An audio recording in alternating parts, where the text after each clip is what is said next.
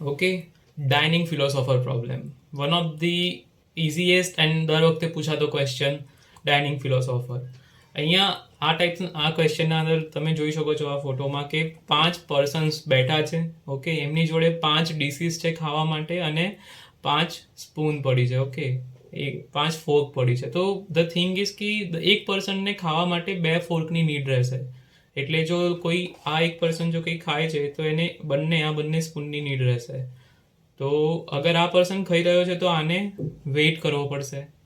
તો પર્સન 1 અને હું પર્સન 1 કહું તો પર્સન 1 ખાય છે તો પર્સન 2 વેઇટ કરશે. ઓકે, અને પર્સન 3 ખાઈ શકે છે, એની જોડે બંને સ્પૂન અવેલેબલ છે.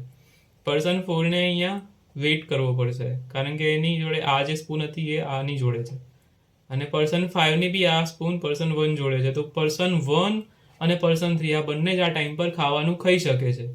ઓકે, આ ત્રણને વેઇટ કરવો પડશે. તો આ જ છે આપણો ડાઇનિંગ ફિલોસોફર પ્રોબ્લેમ. એકદમ ઓછા વર્ડ્સમાં મેં સમજાવવાનો ટ્રાય કર્યો. અહીંયા જે 2 પર્સન ખાઈ રહ્યા છે એમની એક્ટિવિટીને આપણે ઇટિંગ એક્ટિવિટી કહીશું, ને જે નથી જમી રહ્યા, જે વેઇટ કરી રહ્યા છે એ ટાઈમ પર એ લોકો થિંકિંગ કરશે. ઓકે,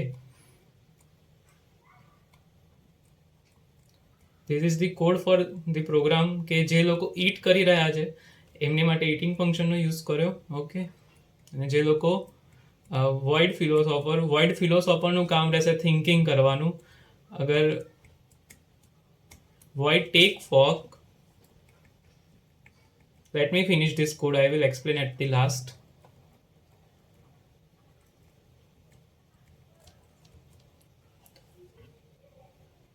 void philosopher આ જે આપણું ફંક્શન છે એનું કામ શું છે? તો while true think, પહેલા તો થિંક કરશે. ટેક ફોક્સ મતલબ ફોક્સ લેશે અને ઈટ. ઓકે, ટેક ફોક્સનું કામ શું છે? Down the mutex state hungry. તો ખાવાના ફંક્શન માટે કામ કરે છે. ઓકે, મતલબ આ પ્રોબ્લેમનું સોલ્યુશન કઈ રીતે છે કે જ્યારે એક પર્સન 1 અને 3 નંબરના પર્સન ખાતા હશે ત્યારે બાકીના 3 પર્સન થિંક કરતા હશે, અને જ્યારે બીજા 2 પર્સન ખાતા હશે ત્યારે એ લોકો થિંક કરતા હશે. ઓકે, આ પ્રોબ્લેમનું સોલ્યુશન આ રીતે અહીંયા ગીવન છે.